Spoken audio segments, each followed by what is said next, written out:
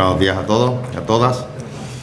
En esta rueda de prensa tengo intención de hacer un repaso por algunos temas de actualidad política de la ciudad. En primer lugar, queremos destacar dos propuestas clave que se aprobaron en el anterior pleno, dos propuestas del Partido Socialista y que para nosotros son fundamentales para el modelo de ciudad más igualitaria del que venimos hablando ya cierto tiempo. La primera de estas medidas aprobadas fue la referida al plan de conservación y mantenimiento de centros educativos, bueno, de colegios, porque hablamos de centros de primaria y centros de infantil y educación especial, con la mesa de coordinación, que también se aprobó en el Pleno, y la partida presupuestaria, que aunque en el Pleno no se habló de una cantidad concreta, ya dijimos nosotros en una rueda de prensa anterior que cifrábamos en aproximadamente 2 millones de euros. Será una de las propuestas que tenga y que ya está teniendo este partido con el tema de los presupuestos.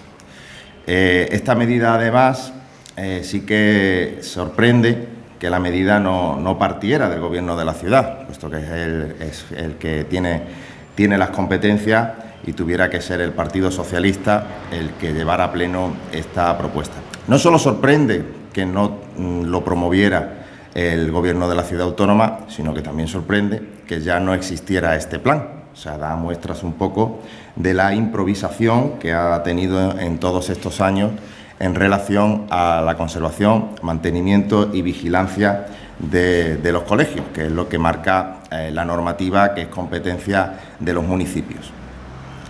La segunda propuesta, importante también para nosotros, que se aprobó en el pasado pleno, fue la referida a la apertura del polifuncional del Príncipe, el polifuncional Mustafa Misian, con diferentes actividades culturales y, por supuesto, también la apertura de la biblioteca.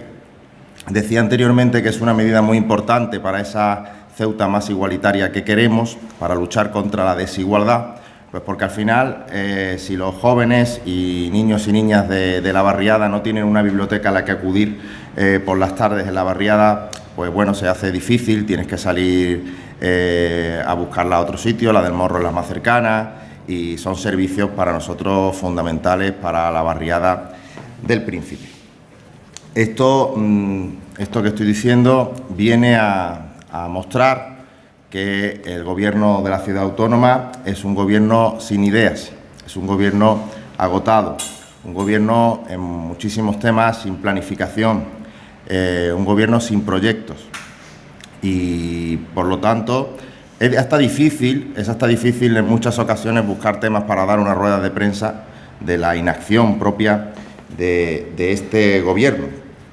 Sí que tenemos algunos proyectos abiertos de gestión con fondos estatales o gestión con fondos europeos y ya conocemos algunos fiascos al respecto, como por ejemplo el albergue o el centro crisis 24 horas, el crematorio y, en definitiva, un buen número de promesas incumplidas.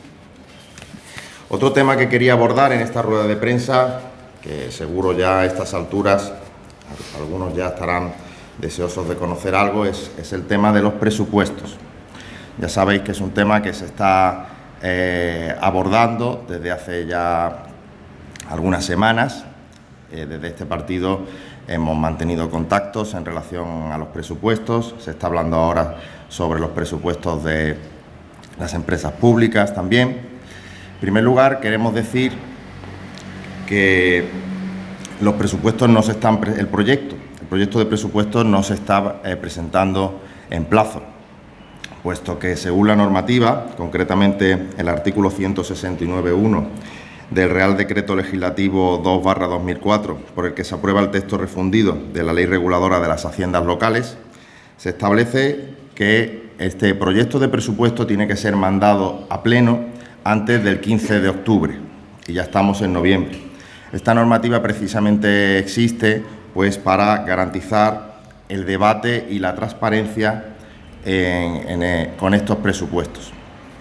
Como digo, no solo esto llega o va a llegar, porque todavía no hemos tenido no se ha convocado con bastante retraso, sino que además estamos hablando de que hasta ahora la información suministrada es bastante escasa, ¿vale? No cumple con los requisitos mínimos que exigidos por la legislación, por la ley anteriormente citada, ¿no?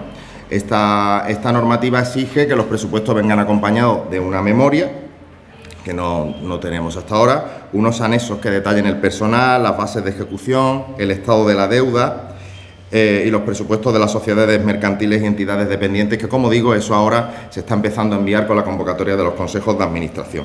Y también exige la liquidación del presupuesto anterior y avance de la liquidación del ejercicio corriente. Por lo tanto, la información suministrada hasta ahora es incompleta, fragmentada e insuficiente. De algunas empresas lo que teníamos era un folio, ¿vale? Ahora sí que estamos teniendo un poquito más de documentación, como digo, porque se están convocando los diferentes consejos de administración.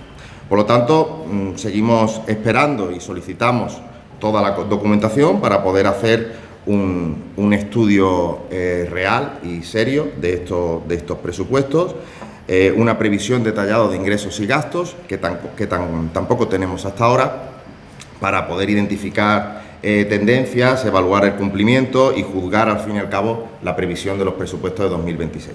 Ahora mismo no tenemos nada de eso y, con lo cual, pues lógicamente se hace difícil tener una postura sobre los presupuestos, incluso trabajar en ellos. Seguimos esperando entonces el proyecto de presupuestos y intentaremos ponernos en funcionamiento en cuanto lo tengamos y poder dar también nosotros más información. Y estos eran los temas a tratar en esta rueda de prensa. No sé si tienen alguna pregunta o alguna duda, algo que comentar. Sí, sobre esto último, sí. De lo poco que dice que tienen, sí. ¿Se puede sacar alguna conclusión? De lo poco que digo que tengo es un borrador, ¿vale? Claro que se puede sacar alguna conclusión. Pensamos y seguimos pensando que son unos presupuestos, continuistas, que no dan respuesta a las necesidades de la ciudad autónoma de Ceuta. Hemos conocido recientemente unas tasas de riesgo de exclusión y pobreza alarmantes, que además se mantienen a lo largo de los años. Lógicamente, si repetimos un patrón con un mismo resultado, pues va a seguir existiendo el mismo resultado si seguimos haciendo lo mismo.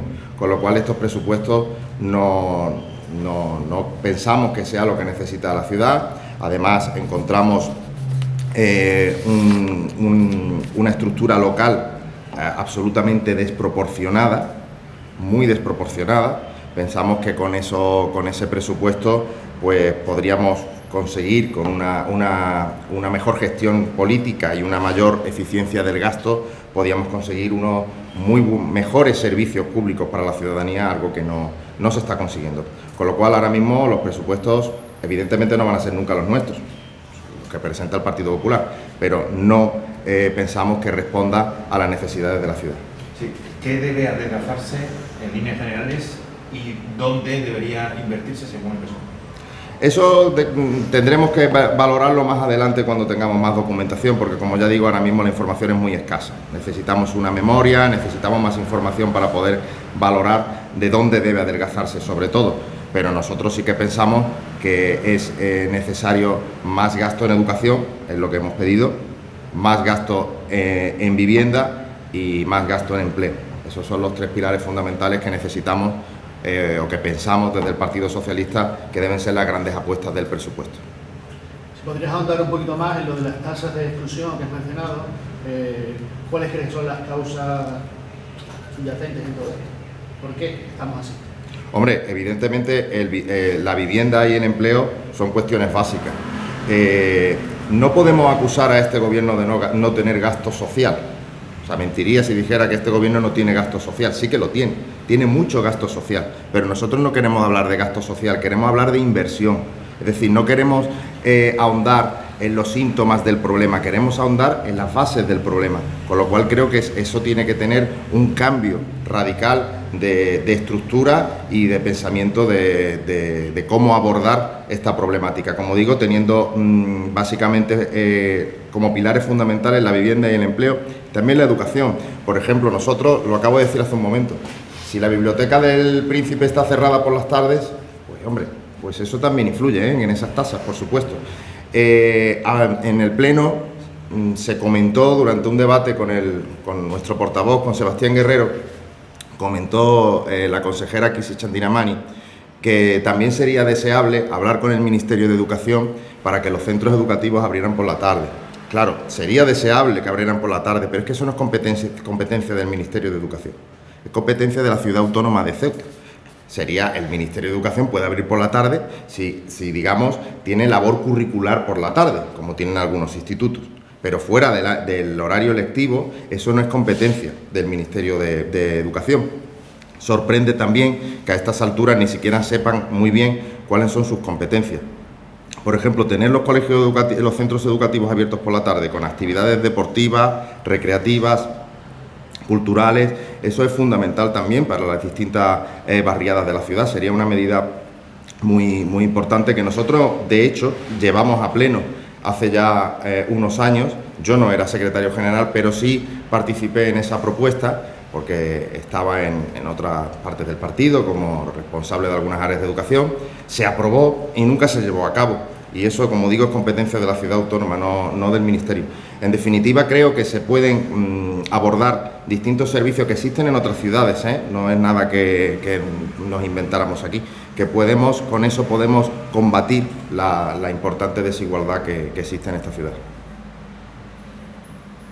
Sí, mira, ¿no le preocupa que el Gobierno a nivel nacional no saque otra vez de nuevo los presupuestos? Al final las cuentas del Estado también son muy importantes aquí en Ceuta. Las cuentas del Estado son muy importantes y sí que me sorprende muchas veces que aquí se hable de responsabilidad de la oposición con los presupuestos porque si no, no salen, pero nadie habla de responsabilidad de la oposición en el Congreso porque si no, no salen. Eso a mí me llama la atención, sobre todo del Partido Popular. O sea, hay que ser responsable porque los presupuestos tienen que salir, muy bien, pero en el Congreso no. En el Congreso tenemos otro discurso distinto. Pero bueno, afortunadamente, digamos que hay una inversión importante de fondos europeos que sigue vigente, que incluso en Ceuta somos testigos de ello, de grandes inversiones que se pueden llevar a cabo y esas inversiones van a seguir llegando, aún no aprobando esos presupuestos. No obstante, pues tendremos que ver qué ocurre con los presupuestos en el Congreso. ¿Y qué opinión tienes sobre que el PSOE haya sido el único partido en votar en contra de eliminar el Código Penal Militar a los guardias civiles? ¿Del Código Penal? El Código Penal Militar, que mandó este lunes una nota de prensa a la OPC un poco indignada al respecto. Pues no conozco exactamente esa propuesta que se presentó en el Congreso. Dice usted que ha sido el único, el Partido Socialista, el único que ha votado en contra. El único que ha votado en contra. Era una PNL de Sumar. Una PNL de Sumar. Y pues sinceramente no conozco bien esta propuesta llevada a cabo por la Guardia Civil, con lo cual tampoco tengo una opinión formada al respecto. ¿Nada más? Muchas gracias.